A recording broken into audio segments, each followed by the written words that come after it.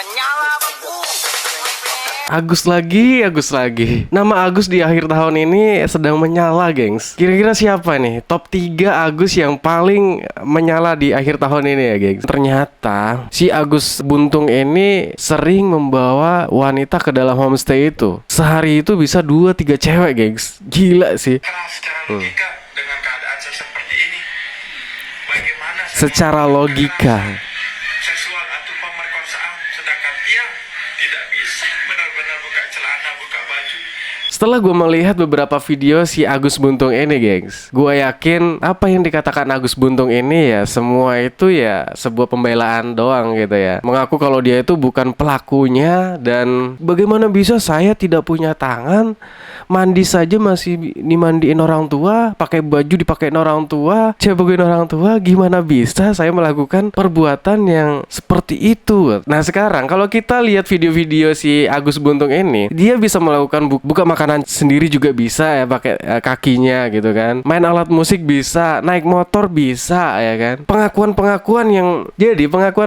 dia itu terbantahkan gitu sama video-video dia gitu. Jadi gini, gengs, setiap ada kekurangan itu pasti ada kelebihan gitu. Nah, kelebihan Agus Buntung ini adalah ya merayu-merayu cewek ya kan, memanipulasi cewek ya kan. Mungkin kelebihan Agus Buntung ya itu gitu kan. Hobinya main cewek. Sepertinya nama-nama Agus di Indonesia ini udah kepikiran mau ganti nama kali ya. Karena di akhir tahun ini nama-nama Agus sedang meresahkan, gengs. Nggak tahu ini sebuah kebetulan atau memang nama-nama Agus itu memang kelakuannya pandai bersilat lidah, pandai berdrama ya kan, pandai bikin masalah atau gimana gitu. Karena anehnya itu kompak banget, gengs. Ada Agus Salim yang buta, ada Agus yang buntung ya, ada Gus yang suka ceramah. Oke, yang pertama kita bahas soal Agus Buntung. Nah, Agus Buntung ini resmi dijadikan tersangka, gengs. Seorang pria penyandang disabilitas atau lebih dikenal dengan Agus Buntung ini saat ini lagi rame dituduh telah melakukan ruda paksa terhadap seorang mahasiswi dengan segala manipulasinya. Kalau kita lihat dari fisik Agus Buntung, itu dia tidak memiliki tangan, gengs. Pertanyaannya, kok bisa gitu?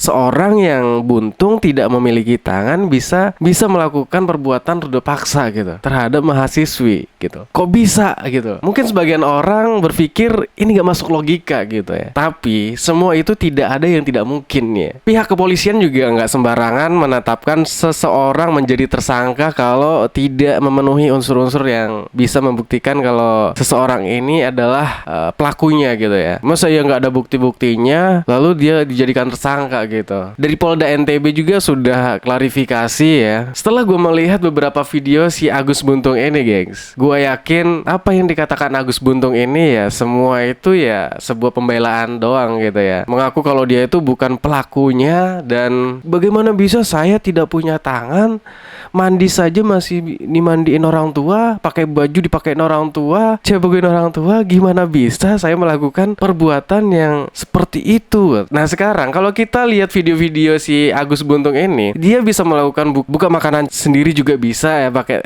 kakinya gitu kan. Main alat musik bisa, naik motor bisa ya kan. Pengakuan dia itu terbantahkan gitu sama video-video dia gitu. Jadi gini, gengs, setiap ada kekurangan itu pasti ada kelebihan gitu. Nah, kelebihan Agus Buntung ini adalah ya merayu-merayu cewek ya kan, memanipulasi cewek ya kan. Mungkin kelebihan Agus Buntung ya itu gitu kan. Hobinya main cewek gitu. Gak tahu diri sama kayak si Agus buta ya, gak tahu diri. Jadi gini, ini ada beberapa pengakuan dari si Agus Buntung ya. Coba kita lihat. Bagaimana saya mau lakukan kekerasan secara logika dengan keadaan seperti ini?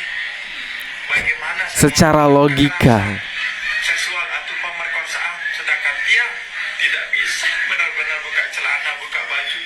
Dan seperti Bapak lihat baru datang, yang masih dimandiin sama orang tua, masih dirawat sama orang tua, masih dibukain baju celana, semuanya kencing, buang air besar masih dibukain. Apa daya saya yang dituduhkan dengan memperkosa orang atau kekerasan seksual? Bagaimana cara saya?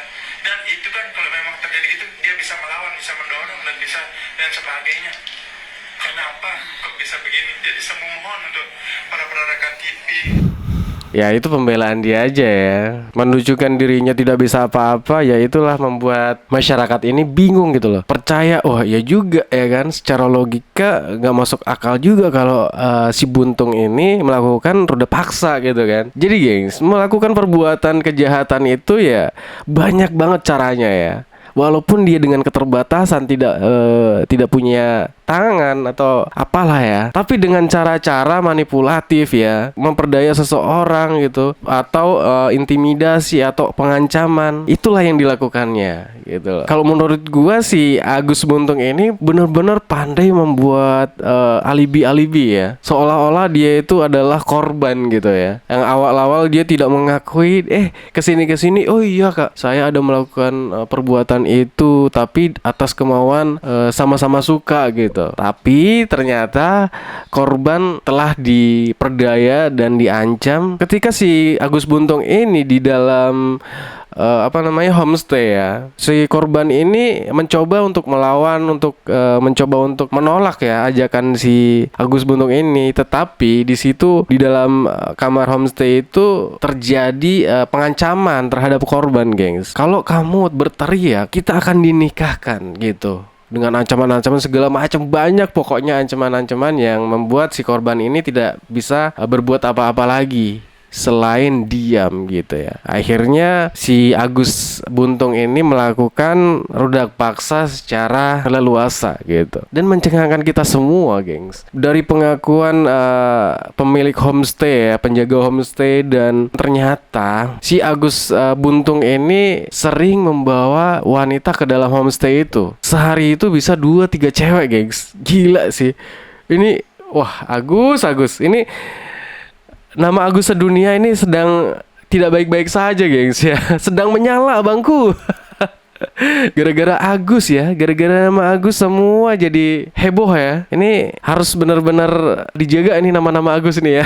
Semakin kesini pemberitaan ini semakin terbuka, terkuak gitu. Ternyata si Agus ini memang bejat, gengs ya.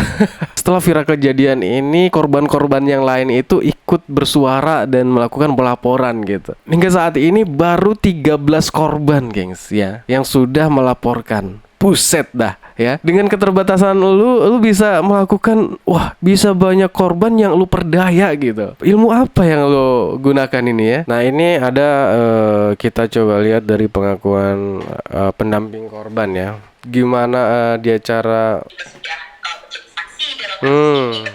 pemilik homestay juga udah klarifikasi ya.